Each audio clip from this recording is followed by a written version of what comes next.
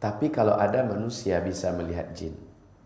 Sementara Allah Subhanahu wa taala sudah memastikan innahu yarakum huwa wa qabiluh min haitsu la tarawnahum. Sesungguhnya syaitan-syaitan ya dari bangsa jin itu sanggup melihat kalian dari arah di mana kalian tidak akan sanggup melihat mereka. Pertanyaan, mungkinkah manusia melihat jin sementara orang lain tidak melihat? Pokoknya kami berlima, si A melihat tuh ada seorang wanita, ada seorang anak kecil mirip tuyul, sementara yang berempat nggak ngelihat sama sekali, dia sendiri yang melihat. Bagaimana ini sebenarnya? Bahkan ada ustadz, kalau kita panggil ke rumah, Pak Ustadz, rumah kami ini terasa nggak enak, ada sesuatu yang tidak normal rasanya di rumah. Sering kadang-kadang berkelebat nampak jalan sesuatu, atau macam kami diintai dan diawasi, satu rumah kami merasa ada gangguan, merasa ada yang nggak enak di rumah Pak Ustadz. Wah, si Ustadz datang ke rumah, langsung tiba-tiba dia mengatakan, dekat pintu itu ada tiga jin. Nah, di sini ada 2 nih. Itu di atas lemari ada 5. Udah seperti itu dia, 2 saja kemungkinan Ustadz ini. Yang pertama, Ustadz ini pendusta. Ustadz ini sedang mengelabui dan membohongi orang yang punya rumah. Yang kedua, Ustadz ini pada tubuhnya sudah bersarang jin. Tidak ada yang lain, tidak ada yang lain. Jangan kita, hebatnya nih Ustadz, hebatnya Pak Kiai, dia bisa melihat, dia bisa tahu di situ ada sekian, itu ada sekian. Kalau ada yang seperti ini, saran saya adalah Ustadz itu diruqyah. Ustadz itu diruqyah. Sebab apa? Sebab jin yang ada di tubuhnya yang menjadikan dia bisa melihat bangsanya sendiri. Kalau kita dengan mata normal ini tidak akan pernah mampu melihat jin dan syaitan. Abadan.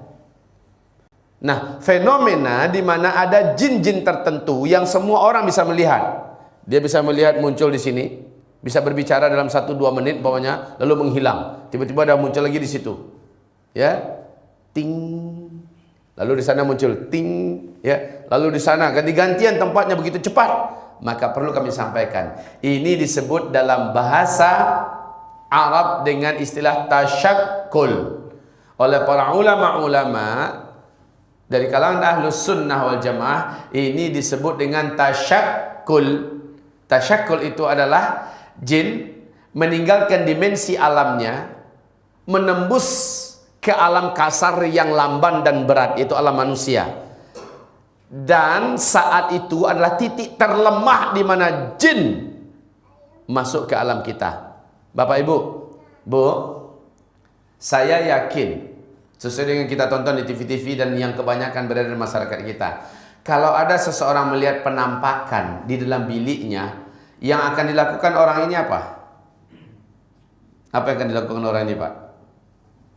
Pasti menjerit, ya. Kalau enggak menjerit, terkencing di celana. Kan seperti itu gayanya kan. Kalau wanita langsung tuh, wah! Suatu hal yang, maaf ya, yang bodoh kalau itu dibuat. Sebab apa? Ketika jin, setan menampakkan diri ke alam kita, maka percayalah, dalam khayalan kita kan selama ini mereka nggak bisa disentuh. Kalau kita sentuh macam megang bayang-bayang, tidak benar. Ketika mereka masuk ke alam kita, dia masuk dalam hukum alam kita. Dia memang berwujud kasar dan bisa ditangkap. Ini hakikat. Dan saat itulah titik terlemah dia. Sebab apa? Saya katakan pada Bapak Ibu, Jackie Chan itu jagoan nggak? Jagoan. Memang ahli kungfu kan? Ahli bela diri. Ya. Tony Jaa jago nggak? Hah? Tony Jaa. Siapa yang nggak kenal dengan jagoan Tony Jaa? Hah? Kemudian Jet Li jago nggak? Jago memang, ahli bela diri. Tapi jagonya di mana?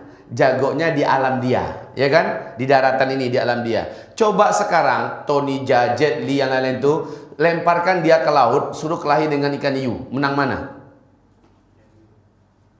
Menang mana? Ikan hiu itu bisa bersilat? Bisa kungfu nggak? Kenapa Jet Li, Jackie Chan, lain-lain itu bisa kalah? Sebab apa? Itu bukan alam dia. Perlu diingat ini ya. Itu bukan alam dia. Di alam yang bukan alamnya, alam itu sangat menyiksa. Sejago-jago ahli renang, ahli selam, berapa lama sih dia mampu menyelam? Berapa lama mampu menyelam? Paling hanya 5 menit, ya. Paling hanya 5 menit, paling lama. Itu dah hebat bener tuh orang. Kalau sanggup menyelam selama 5 menit, pasti dia akan muncul karena dia memerlukan alamnya kembali.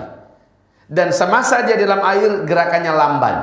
Dia akan menjadi mangsa makhluk-makhluk berbahaya yang ada di dalam air itu. Nah, sekarang kebalikan. Seorang ibu pegang pisau dapur, disuruh berhadapan dengan ikan hiu yang paling ganas, tetapi ikan hiu itu dilemparkan ke dapur.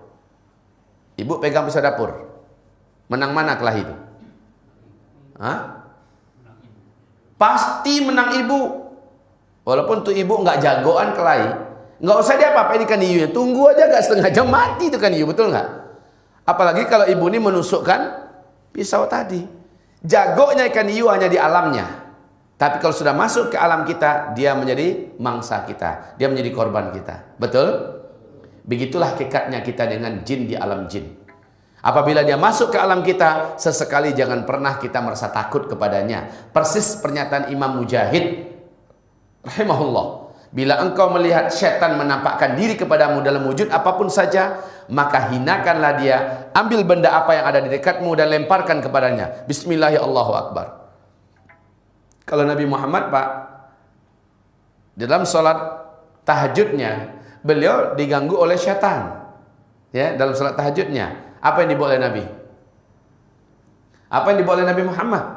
Langsung dicengkramnya dengan tangannya, kemudian dipegangnya leher daripada syaitan tersebut. Syaitan tersebut mengecil sampai lehernya, lidahnya menjulur, kata Rasulullah SAW, sampai ke batas lutut daripada jin ini. Jinnya menjadi kecil, kemudian lidahnya menjulur. Kata Rasulullah, kalaulah aku tidak ingat dengan perjanjian saudaraku Sulaiman dengan bangsa jin, bahwa tidak ada lagi manusia yang akan menguasai jin setelah ini, pasti dia akan saya ikat di tiang. Jadi Pak, kalau itu jin sempat menampakkan diri ke alam kita, lalu kita tangkap Pak, dia pasti kita dapatkan. Pak, dia pasti kita dapatkan. Ya, lalu kita ikat dia jatuh ke dalam hukum alam kita. Dia terikat sebagaikan seekor kelelawar yang kita tangkap. Lalu kita ikat di dinding. Macam itulah hukumnya. Sampai besok pagi anak-anak kecil mampu melihat ini jin. Tapi sudah dalam wujud kasar, ya, dalam bentuk fisik yang kasar. Begitu kaum muslimin. Makanya dalam perjanjian di alam jin, haram bagi jin menampakkan diri di hadapan manusia, karena ini pantangan dan undang-undang yang ketat di alam bangsa jin. Tidak boleh menampakkan diri kepada manusia, apalagi manusia itu manusia yang beriman, karena bisa-bisa dia dibunuh oleh orang yang beriman.